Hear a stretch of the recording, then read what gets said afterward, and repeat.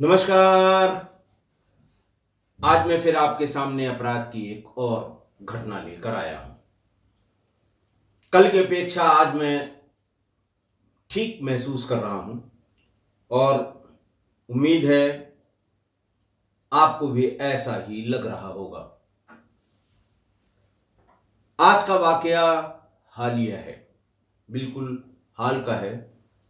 राज्य है राजस्थान, जिला है डूंगरपुर।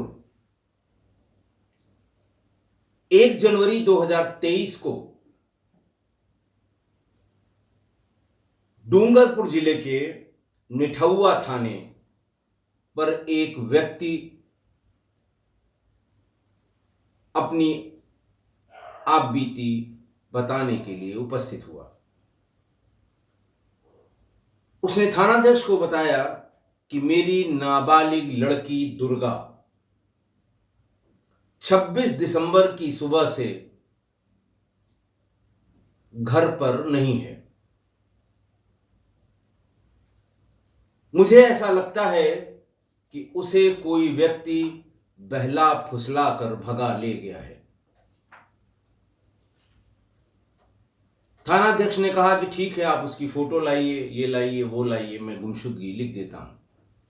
फिर जैसे पुलिस पूछती है तुम्हें किसी पे शक है, किसी के साथ उसका चक्कर था, इस तरह की बातें पुलिस पूछती है। बाप होने के नाते वो हर ऐसी बात से इनकार करता है, एक फोटो ले आता है और हुलिया पुलिस को बयान कर देता है।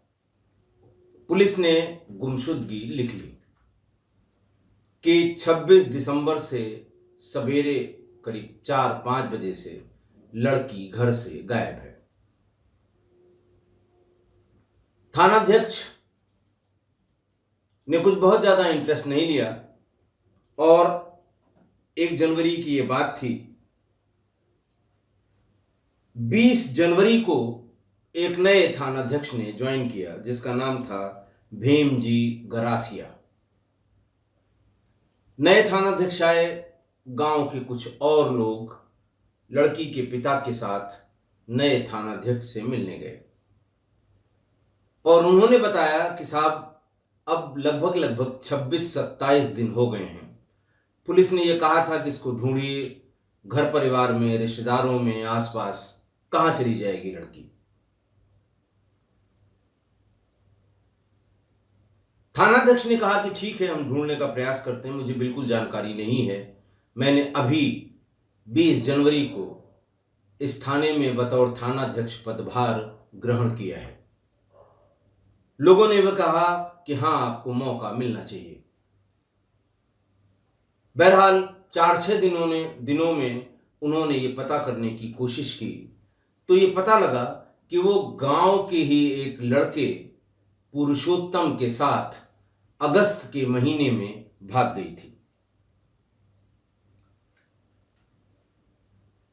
उसके बाद गांव परिवार ने मिलकर पंचायत की, पारिवारिक दबाव, समाज का दबाव, बिरादरी का दबाव, इतने दबाव के बाद लगभग 1.5 महीने बाद ये दोनों वापस गांव आ गए, दुर्गा भी और पुरुषोत्तम भी। पुरुषोत्तम की उम्र उस समय 18 साल हो गई थी और लड़की का 17वां शुरू हुआ था।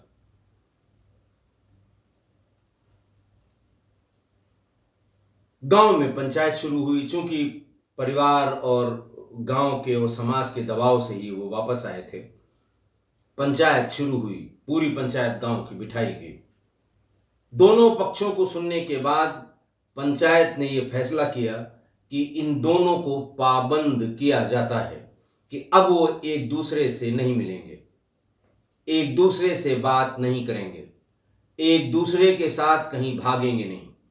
और दोनों परिवारों से कहा गया कि लड़का बालिग हो गया है, इसकी शादी कर दें, और लड़की जैसे ही बालिग हो जाए उसकी भी शादी लड़की वाले कर दें। पंचायत का यह फरमान माना गया कि सभी लोग मानेंगे। भीमजी गरासिया को यह लगा कि हो सकता है इस लड़के से रिलेटेड कुछ आगे बढ़ने के लिए हमें कोई सूत्र मिले। हालांकि गांव वालों ने कहा, साहब हमारे यहाँ पंचायत की बात का मानना वो 100%, 16 आने हर लोग मानते हैं। जब एक बार पंचायत ने पाबंद कर दिया तो इस लड़के से उस लड़की का कोई मतलब नहीं रह गया है। बहरहाल पुलिस ने पूछताछ के लिए पुरुषोत्तम को थाने पर बुलाया। पुरुषोत्तम से पहले पूछताछ की गई कि भाई तुमको पता है कहाँ चली गई, कैसे हुआ, और तुम उसके साथ भागे थे, 1.5 महीने साथ साथ रहे, तो कुछ तो तुम्हें जानकारी होगी, कहाँ जा सकती है। बहरहाल साधारण पूछताछ में पुरुषोत्तम वही करता रहा जो बाकी बदमाश करते हैं, बाकी अपराधी करते हैं। बाकी लोग पुलिस के सामने बिल्कुल मेमने की तरह म्यों म्यों करते हैं, वैसे वो भी करता रहा।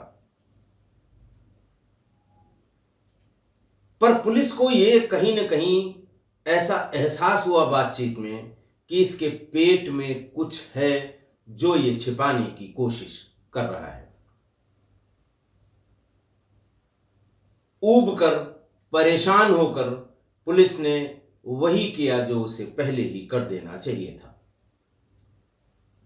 1 सवा घंटे की मशक्कत के बाद पुरुषोत्तम बिल्कुल राइट टाइम लाइन पर आ गया।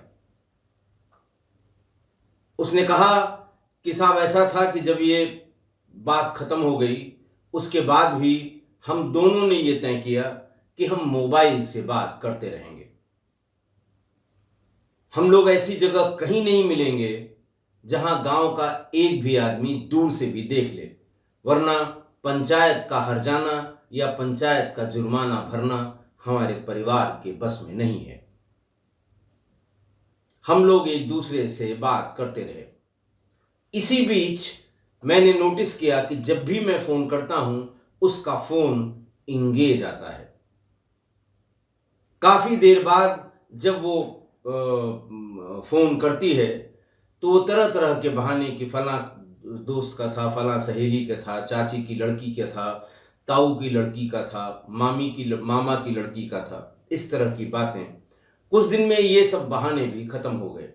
मुझे अंदाजा लग गया कि इसकी बातचीत किसी और या किसी गैर लड़के से होने लगी है, वरना पहले ऐसा कभी नहीं होता था, अभी ऐसा क्यों हो रहा है। पुरुषोत्तम ने बताया कि मैं इस बात से बहुत परेशान हो गया कि आखिरकार 6 साल की हम लोगों का जो संबंध है, अचानक कौन ऐसा लड़का या आदमी आ गया कि ये अब हमसे बात करने में थोड़ा हीला हवाली करने लगी। लेकिन चूंकि ये तय था कि हम लोग ऐसी जगह नहीं मिलेंगे जहां कोई देख सके, वरना पंचायत हर्जाना या जुर्माना लगाएगी, तो हम लोगों ने 26 दिसंबर 2022 को तय किया कि सुबह 4 बजे कलोडिया के जंगल में मिलेंगे। 4 बजे का ऐसा समय है कि ये भी घर से निकलेगी और वो भी, और कलोडिया के जंगल में पहुंचते पहुंचते कोई भी एक साथ हम लोगों को नहीं देख पाएगा। टाइम और जगह के मुताबिक हम लोग करीब करीब 4:30 पौने 5 बजे कलोडिया के जंगल में पहुंच गए। फोन से बात हुई। गहरे जंगल के बीच में एक पत्थर पर बैठकर हम लोगों ने बातचीत शुरू की। मेरे मन में जो उत्कंठा थी, मेरे मन में जो परेशानी थी, मेरे मन में जो शंका थी, सबसे पहले मैंने उसी पर बात शुरू की कि तुम्हारा फोन बहुत इंगेज रहने लगा है। तुम जो ये कहती हो कि चाचा की लड़की और मामा की लड़की और मौसी की लड़की और फलानी दोस्त, फलानी सहेली, ये सब झूठ बात है। आज तुम्हें ये बताना पड़ेगा कि वो कौन लड़का है जिससे आजकल तुम बात करती हो। दुर्गा ने फिर साफ मना कर दिया कि नहीं नहीं, तुमको कोई भ्रम है, तुमको कोई शक है, तुम्हें कोई दिक्कत है, ऐसा कोई नहीं है जिससे मैं बात करूं, तुम्हारे सिवा मैं किसी से बात नहीं करती। फिर वो कसमे वादे का दौर शुरू हुआ, लेकिन फिर भी पुरुषोत्तम के मन में वो शंका बनी रही। पुरुषोत्तम ने कहा कि मैं तुम्हारा गला दबाकर यहीं मार दूंगा अगर तुमने आज सच नहीं बताया। और ऐसा कह के उसने कहा कि उसकी चुन्नी से मैंने गर्दन कसनी शुरू कर दी और पूछता रहा कि अब भी बता दो, अब भी बता दो। लेकिन वो किसी का नाम लेने को तैयार नहीं थी। फिर मैंने एक बार जब चुन्नी कसी तो वो बेहोश हो गई। मुझे लगा कि ये मर गई। फिर मैंने तब तक उसकी चुनरी को, उसके दुपट्टे को कस के रखा जब तक कि उसका शरीर ठंडा नहीं हो गया। दिसंबर कड़ाके की ठंड का महीना था। बॉडी टेम्परेचर का अंदाज लग रहा था। जब बॉडी का टेम्परेचर बाहर के टेम्परेचर के बराबर हो गया तो मैंने उसको वहीं चट्टानों के बीच में रख दिया। उसके बाद सुबह 6 बजे तक आसपास के जितने पत्थर थे जिनको मैं उठा सकता था उनको उसकी बॉडी के ऊपर रख के काफी ऊंचा कर दिया ताकि दूर से यही लगे कि ये पत्थरों का नेचुरल असेंबली है या पत्थर नेचुरली ऐसे रखे हुए हैं। वहां से लौट कर आया, फिर मैं बंबई भाग गया। मैं बंबई चूंकि आता जाता रहता था इसलिए कभी किसी को शक नहीं होता था कि अभी आया है। कभी कभी मैं आया, 3-4 दिन अपनी मदर से, फादर से मिला, भाई से मिला, उसके बाद फिर मुंबई चला गया। फिर महीने 2 महीने बाद लौट कर आया। लेकिन इस बीच में मैं गांव के लोगों के संपर्क में हमेशा रहता था। इस बार भागने के बाद भी मैं उनके संपर्क में था। ये पता लग गया कि दुर्गा के पिताजी ने थाने में कोई रिपोर्ट कराई है। लेकिन ये भी पता लगा कि अभी न तो मेरे ऊपर न मेरे परिवार के ऊपर किसी को कोई शक व शुबहा हुई है।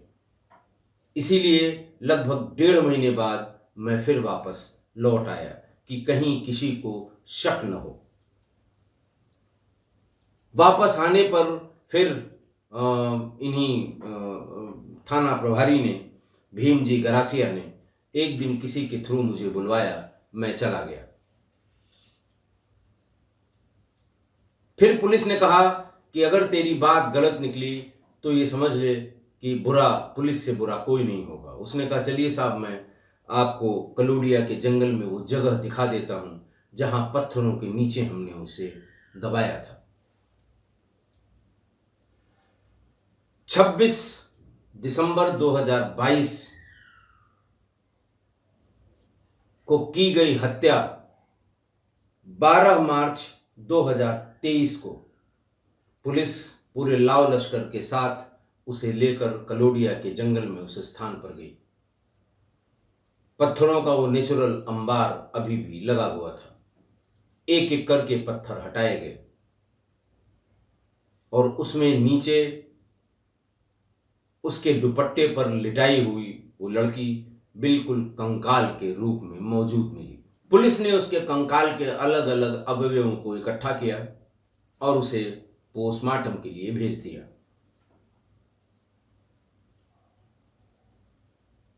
पुरुषोत्तम की बताई हुई इस कहानी ने सबको हिलाकर रख दिया कि एक 18 साल का नौजवान, मतलब 18 जस्ट पूरा ही हुआ था, उसने कितने शातिराना ढंग से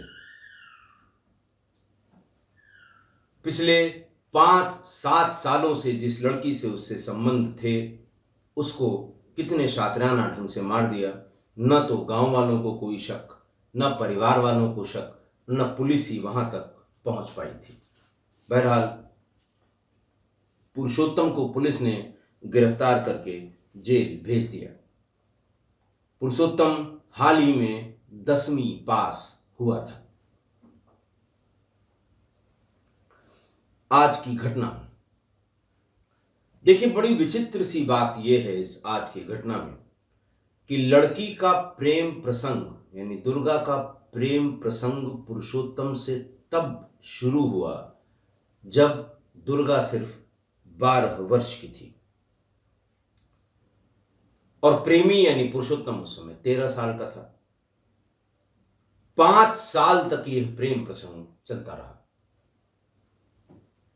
और जब पुरुषोत्तम 18 का हो गया, उसे थोड़ी बहुत ये जानकारी थी बालिग नाबालिग की, और उसे अंदाजा था कि शायद दुर्गा भी 18 की हो गई। ये दोनों घर से भाग गए। फिर वही समाज का दबाव, फिर दुनिया भर के दबाव, उसके कारण वापस आया। लेकिन पुलिस में कोई नहीं गया। लड़की वालों को जाना चाहिए था, लेकिन पुलिस में लड़की वाले नहीं गए और ये प्रिफर किया कि पंचायत में इस मामले को हम सेटल कर लेंगे। बड़ी पंचायत हुई गांव की। पंचायत ने पाबंद कर दिया, सिर्फ पाबंद किया कि अब कोई संबंध नहीं रखेंगे लड़का लड़की, ना शादी करेंगे, ना भाग कर कहीं जाएंगे। लेकिन पंचायत की उन लड़के और लड़की दोनों ने एक भी नहीं सुनी। देखिए, अगर लड़की वाले उस समय पुलिस में गए होते, जब वो 1.5 महीने रह के वापस आई थी, तो 363, 366, 376 और पॉक्सो ये सब उसके ऊपर लगे होते, क्योंकि लड़की नाबालिग थी और प्रेम प्रसंग में भागी थी। 1.5 महीने में साथ साथ रहे हैं, तो बड़ा नेचुरल है कि जब लड़की का मेडिकल कराया जाता तो उसके साथ छेड़छाड़ या बलात्कार की पुष्टि हो जाती। तो 63, 66, 76 पॉक्सो सब लग जाता, तो कम से कम पुरुषोत्तम 8-10 महीने जेल में रहता। और अगर 8-10 महीने जेल में रहता तो होश ठिकाने आ जाते, पर ऐसा हुआ नहीं और इसी वजह से लड़की अपने जान से गई। अब विचारणीय बात इसमें यह है कि 12-13 साल की कच्ची उम्र में ये लड़के लड़की किस चक्कर में पड़ गए या किस चक्कर में पड़ जाते हैं, और परिवार और समाज आंखें बंद किए रहता है, जैसे किसी को कुछ पता नहीं है। क्योंकि ये मैं मानने को बिल्कुल तैयार नहीं हूं कि लड़की के घर वालों को या लड़के के घर वालों को ये नहीं पता होगा कि आखिर कौन सी खिचड़ी पक रही है। कतई मैं मानने को तैयार नहीं। 1-2 दिन कोई मान लिया, मिल लिया या बातचीत हो गई, 5-5 सालों तक ये दोनों नाबालिग प्रेमी प्रेमिका गांव में ही गुल खिलाते रहे और परिवार को खबर न हो, ये बिल्कुल अविश्वसनीय बात है, मानने योग्य है ही नहीं। इन सब से तो यही लगता है कि अब ये जो टीन एज का जो कंसेप्ट है, टीन एज का, कि भाई टीन एज है, बहकने की उम्र है और फलाना है और ढकाना है, और जिसके लिए मुंशी प्रेमचंद ने इस उम्र के लिए ही गदह पचीसी का जिक्र किया था। लेकिन उन्होंने जिस रेफरेंस में या जिस बात के लिए गदह पचीसी का जिक्र किया था, वो भी वयस्क होने वाली सीढ़ी की पहले दूसरे पादान पर पहुंचने वाले लड़के लड़कियों के लिए किया था, वही जिसको टीन एज कहा गया बाद में। पर 12 साल की उम्र में कोई ये सब करे, ये तो सारी परिभाषाओं के बाहर हो गया। न मुंशी प्रेमचंद की गदह पचीसी की परिभाषा में आएगा, न वो टीन एज की परिभाषा में आ सकता है। टीन एज का भी मतलब 16, 17, 18, 19 की बात की जाती रही है अब तक, समाज में भी और लोगों के बीच में भी। अब मैं यही कह सकता हूं कि इंटरनेट और मोबाइल के युग में लड़के लड़की या लड़के लड़कियां किस उम्र में वयस्क हो रही हैं, ये भगवान ही मालिक है।